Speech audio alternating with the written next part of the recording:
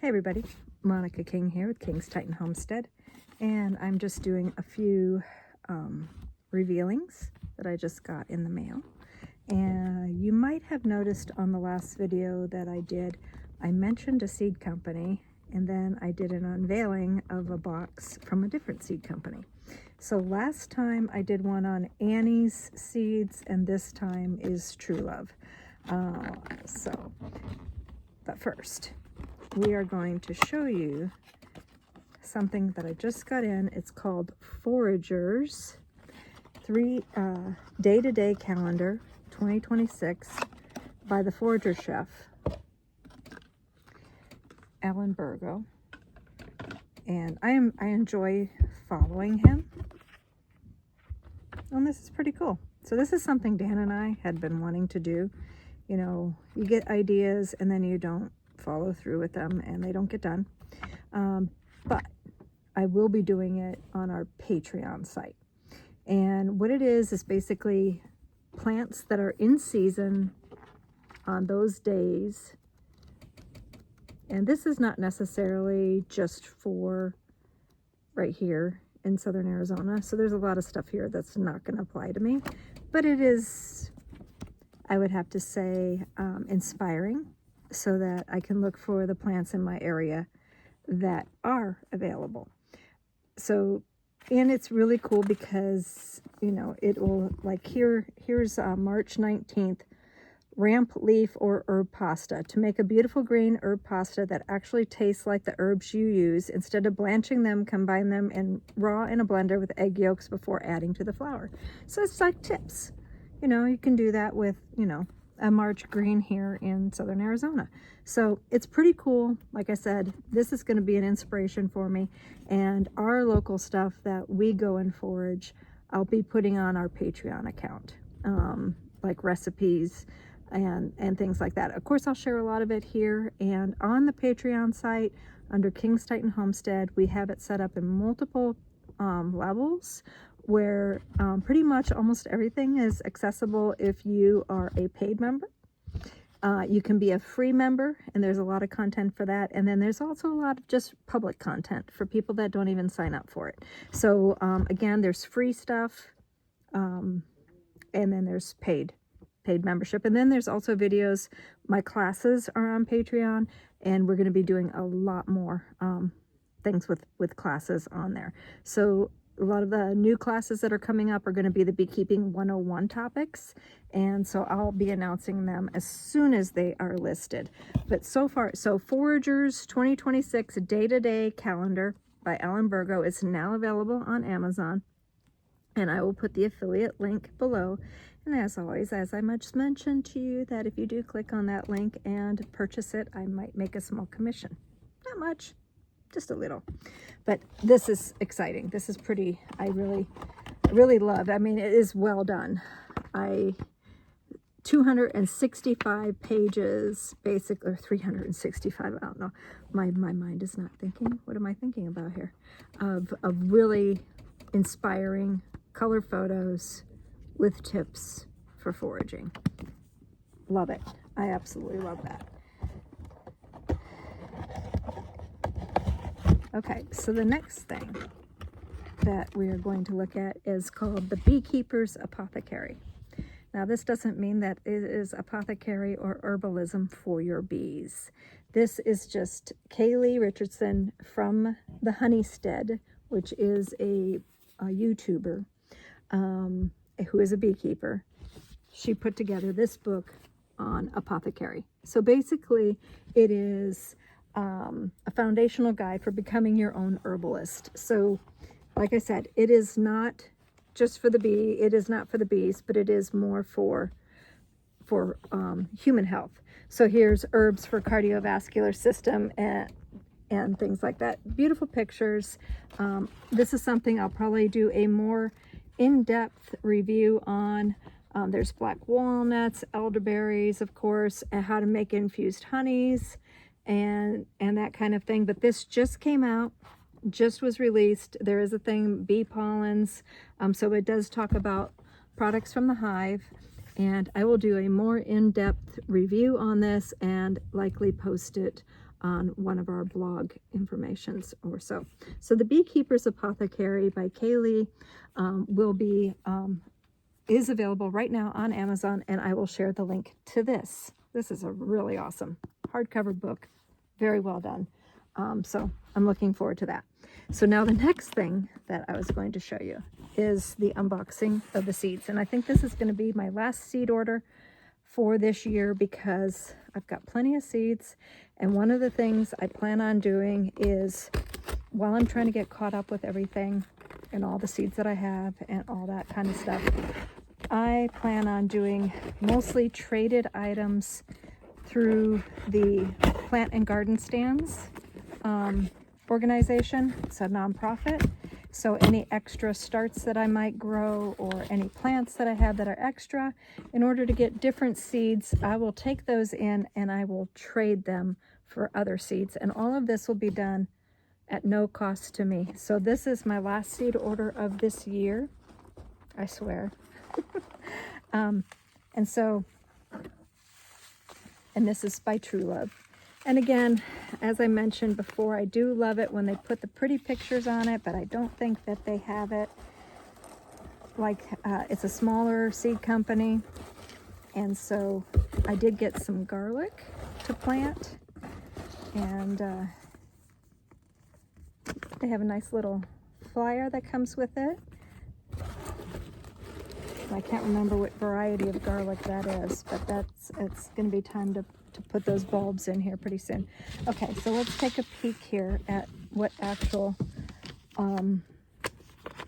things that I ordered. So we have a yellow cipollini onion. And oh, another reason why I did do this order is because I got most all of these seed packets for like $2 each. They are having their end of year sale. I was looking to see. Okay. Mog Haddam Rocambole garlic bulb. All right. Okay, so this is a Chicago Kalalo amaranth. They do have a pretty picture of that one on there. That's a cool picture. Love that. Look at how giant those leaves are. I love amaranth. I'm a big fan of amaranth. This is a broccoli rod. A chocha. I don't know if I'm saying that right. A chocha. It's a vining cucurbit, refreshing cucumber-like fruit. You eat it fresh, cooked in soups, stews, and stuffed with meats, vegetables, rice, raisins, olives, and seasonings. There's only about 10 seeds in this, so I hope it sprouts. Wad is used as a dye plant since the Stone Age. Like I said, this is some really amazing, unique plants.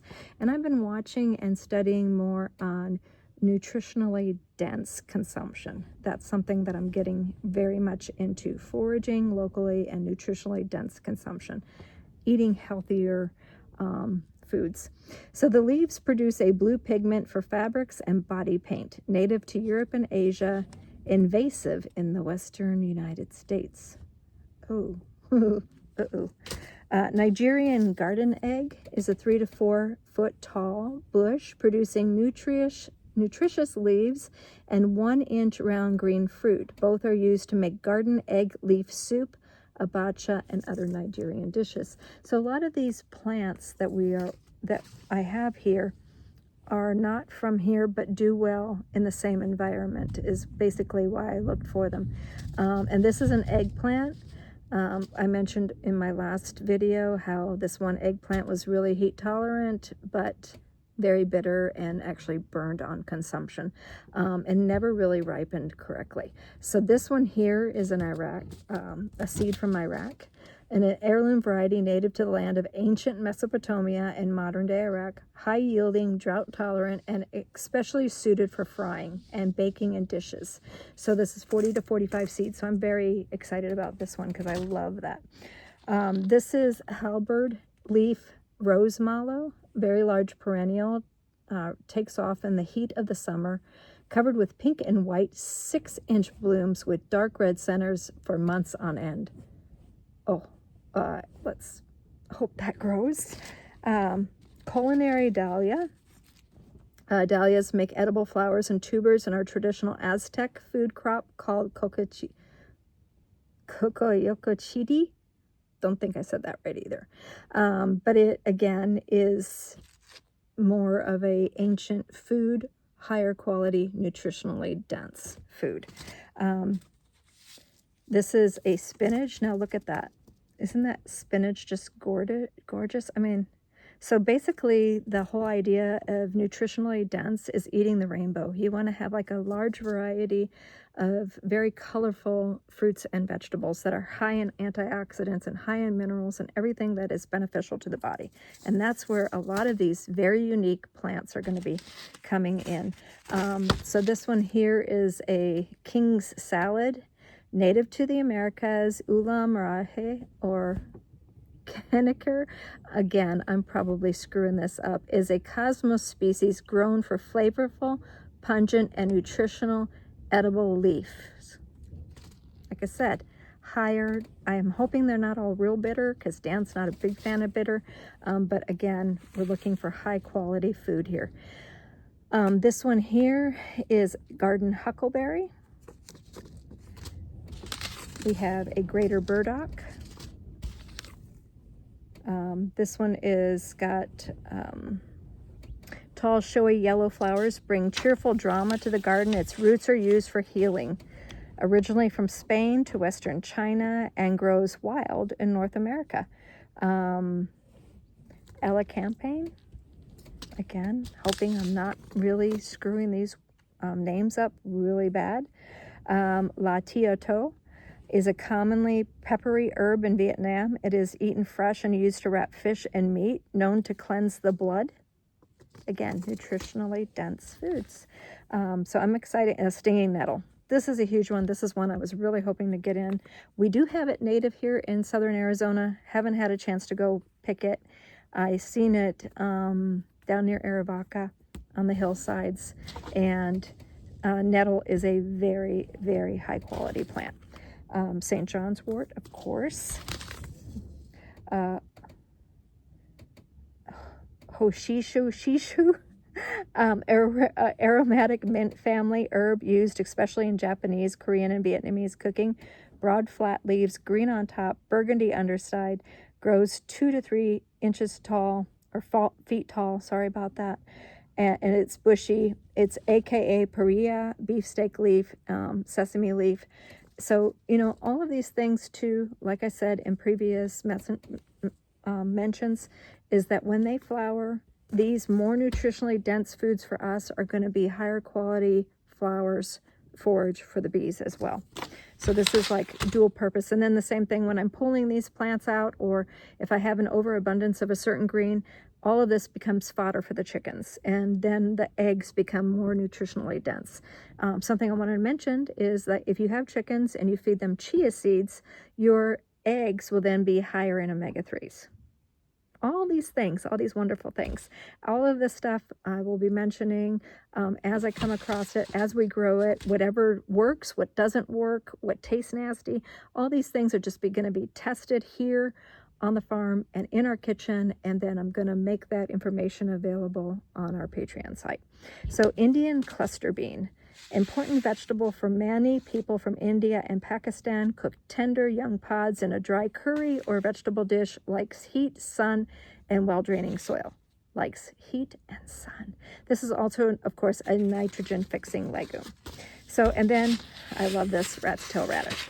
So, lots of really great ones, and like I said, many of these were on sale for $2 a packet. Couldn't go wrong, and I'm very excited to try them. So, as always, I always forget to mention that if you like what you are watching, please don't hesitate to like and subscribe. Also, head on over to our Etsy store at King's Titan Homestead. Buy a little something special for yourself. Think about maybe a gift for a loved one for their birthday, and Christmas is coming up. And then also, again, the Patreon site is a way where if you really enjoy these videos and you want to just show us some support, that's the place to go and just show us the love. So thanks for watching and have a great day.